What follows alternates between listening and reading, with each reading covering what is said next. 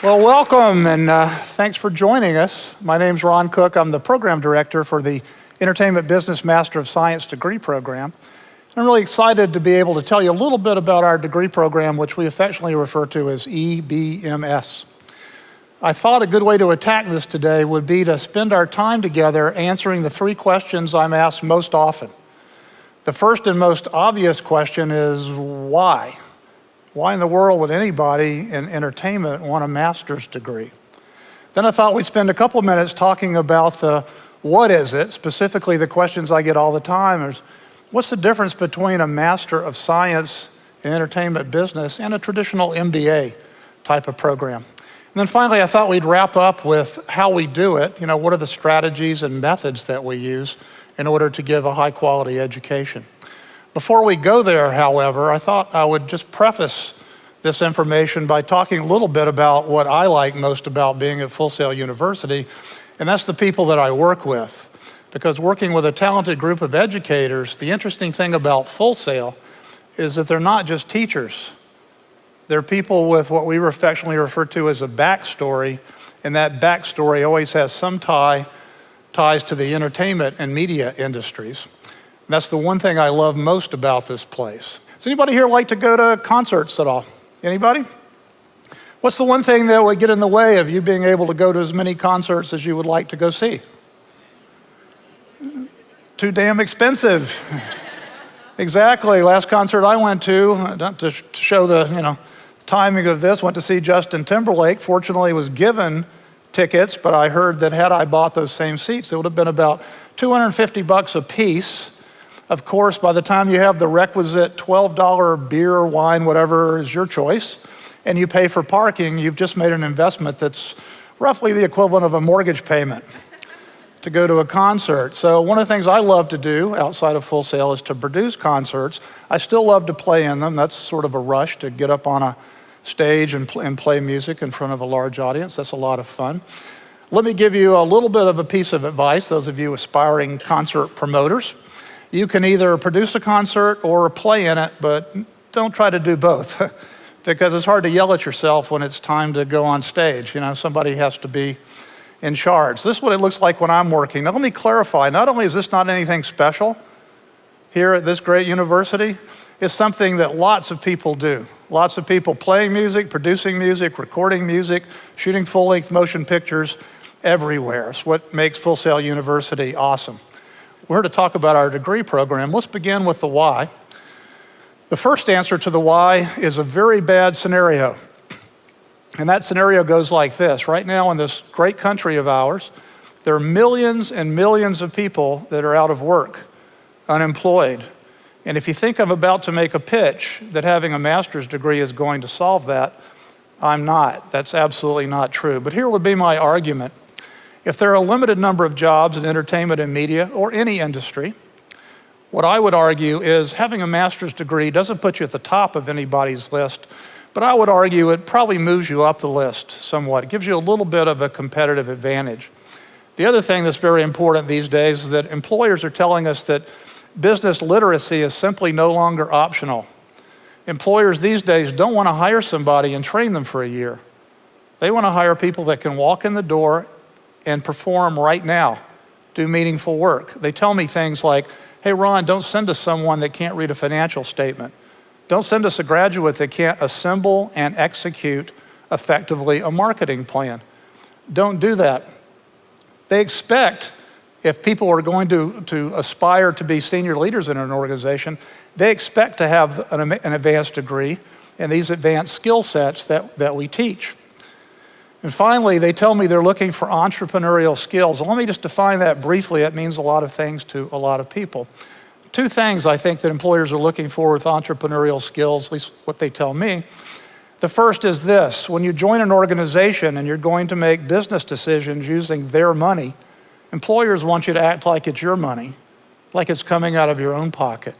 And they expect that we prepare graduates that are going to make prudent, sound, well-researched business decisions as though the money's coming out of their own pocket. Number two, they're looking for people with ideas, but let's face it, business leaders are looking for ideas that can make money. So we spend a great deal of time in our graduate degree programs here at Full Sail, talking about how we can monetize a business idea. Why would somebody pay us for what we love doing? Second question is, what is the degree program? And I told you the number one question that I'm usually asked is, what's the difference between what we do here at Full Sail and what a traditional MBA program would do? I went to a traditional university. The biggest difference is that typically an MBA program is dealing with traditional industries. We might make believe we're an automobile manufacturer, we're General Motors or Ford, and we're going to assemble vehicles, and there will be issues and case studies with marketing and finance and legal issues and all sorts of things. Well, we don't have time to do that here at Full Sail, and our students could care less about factories that they will never own. So our program is focused 100% on entertainment and media. We don't talk about financing a factory, but we do talk about what's involved in financing a full-length motion picture, or a video game, or an album, or taking an artist out on a world tour. That's our focus here. Now, what we teach is not too different than what you might expect from a traditional university, except that we teach it as it applies to the entertainment and media industries. So again, if we're looking at the legal issues associated with something, we're not usually talking about manufacturing, we're talking about creating and protecting intellectual property in the form of musical works or films or computer animation sequences and that kind of thing. So everything we teach is oriented only toward entertainment and media. In terms of how we do it, the first thing we do, the purpose of graduate school is different than an undergraduate degree program. The purpose of graduate school is to take what we're learning and apply the concepts directly to real life business scenarios. In an undergraduate program, we might sit attentively while somebody, a talking head, I'm the expert, listen to me, now tell me what I just said, now prove to me you know what I just said, here's a test, and I grade you on it, and we decide if you got something out of that particular course. That's not what we do. In graduate school, we go out together, we find the answers through research, and then we look at how those answers are going to apply specifically to real world business cases. In our case, of course, to the entertainment and media industries. So to get there, what we have students do, rather than do a thesis, as I did back when I was in school and the cave paintings were on the wall and that kind of thing, we have students take a business idea they create, they're interested in, and they build it into a full-blown business model over their 1 year with us at Full Sail. We use lots of guest speakers. I mentioned I came here originally as a guest speaker to talk to students about financing companies. Isn't it interesting, the reason why we use a lot of guest speakers, we want students to actually hear from these experts. We have somebody here almost every single week. It might be a movie producer, it might be a concert promoter, it might be a video game specialist. I've had the opportunity on this lovely stage here in our performance venue to interview everybody from, again, movie producers to the largest concert promoter on the planet, the guy that does those concerts you watch on TV where there are hundreds of thousands of people overseas. It's like Woodstock, but he does it 8 or 9 times a year. I got to sit on this very stage and talk to him about what that's like. One of my favorite guest speakers of all time, again, on this very stage that I'm very humbled to be on today with you, was Don Felder, a name that I grew up with because he was with a little band called the Eagles. When he turned around on this stage and he picked up his guitar, and he came back and he said, I'd love to play a little song for you. Maybe you've heard of it. And he played Hotel California. And you could hear a pin drop.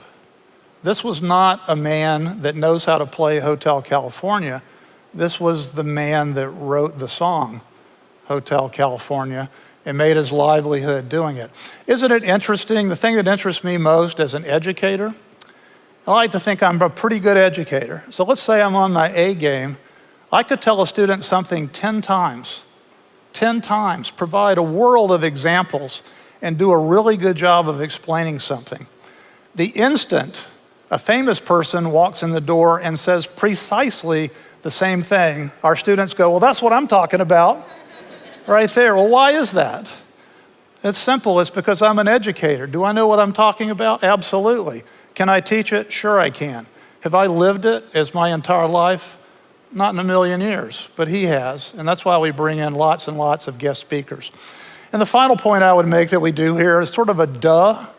And the duh is we have a very talented and experienced faculty. I thought I'd share just a couple of them with you to give you an idea of the type of people we have teaching our students. William Thompson, Bill, teaches our final project course. I would just invite you to look at the top bullet and the bottom bullet. He came from Wall Street, tremendously experienced guy, great educator, but look at the bottom bullet. You know, Bill gets to vote for the Grammys every year because he creates and distributes his music worldwide. Ladies and gentlemen, I've been playing music since I was 11 years old. I don't get to vote for the Grammys, but Bill does. How cool is that? Cassandra, we call her Cassie Willard. She's a partner in a local entertainment law firm here in Central Florida. Look at the last bullet for her. She's also the vice president of the Florida Bar Association. She teaches our students every day in the classroom, and like every other instructor, online as well. How cool is that? And finally, last but not least, Kim Kraft, who is not only our department chair, but also teaches media publishing and distribution, another very accomplished entertainment attorney with a long list of clients.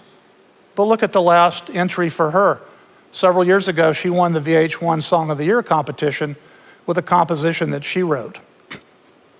You wouldn't know it to look at any of us, and this is a scary thought, but we actually have lives outside of the university. How odd, huh? And we can bring that experience to bear as we teach our students, providing, as we call it here, that real-world education. Now, the objective of our degree program is one of two things, really. The majority of our students, when they graduate, they become what we affectionately refer to as intrapreneurs. They take jobs in entertainment and media companies. They move up the ladder, hopefully make lots of money, and that's the career they pursue. A minority of the students that graduate, however, because we've taught them these advanced business skills and what's involved in launching a company, they'll actually go out and become entrepreneurs and do their own thing. To accomplish either of those paths, we have them do that one thing that I mentioned earlier. Rather than put together a thesis, a reflection, a research paper, we have them actually build a business from scratch, from idea to execution, putting together an entire plan to demonstrate they have the business literacy required in order to execute that. What I would say about potential career paths for our graduates, I would ask you to acknowledge a couple of things. This list was different a year ago than it is today. It's different today than it was then. It will be different a year ago than it is today, and so on and so forth. And the reason why that's so important to us is that we seek the input of employers to tell us where things are headed, not just where they are. So when we bring in groups of employers, not just to recruit our students, we bring them in to ask them questions. And we ask them things like, where are the jobs right now? But more importantly, where are the trends that will create future jobs? We take that information and we can immediately add to our curriculum so that we're preparing our students not just for today, but for the jobs of tomorrow. My two favorite questions in talking to employers are typically this: what's the number one thing you're looking for in a graduate from any university, not just Full Sail University? And then secondly, what are you looking for that we could do a better job of? What do we need to work on? Number one thing employers are looking for these days: initiative.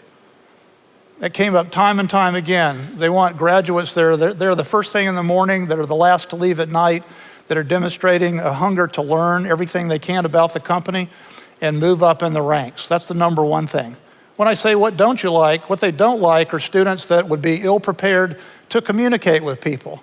And I mean written communication in the form of being able to write, present proposals, being able to stand up as I am now in front of a group of people and present an idea or the solution to a problem. And when I further ask them what's the one thing they really don't like, what they really don't like are people that get too immersed in technology so that it doesn't become a facilitator for doing business, it becomes an impediment. And the example that they always give is this. And they tell me that this, being able to communicate instantaneously, globally, is great. We need to leverage that. And they tell me that we, as educators, need to balance this with a big helping of this. Let me tell you a little bit about myself and my company and what we can do to help you. So we teach both of those skill sets here at Full Sail because both are important in terms of being successful in business. So a quick recap for you. The first is that we focus specifically on entertainment and media. We don't spend a lot of time talking about any other industries, only the ones that we serve. Our students take an idea that they create, not one that we ask them to in the form of an assignment. They develop that idea throughout their entire degree program into a full-blown business plan and present that at the end to demonstrate they've acquired the business literacy to execute that plan. We use frequent guest speakers and we bring in lots of outside experts so that our students get to hear that real-world perspective. And finally, we have a very talented and experienced faculty that can bring their real-world experience to bear with our students.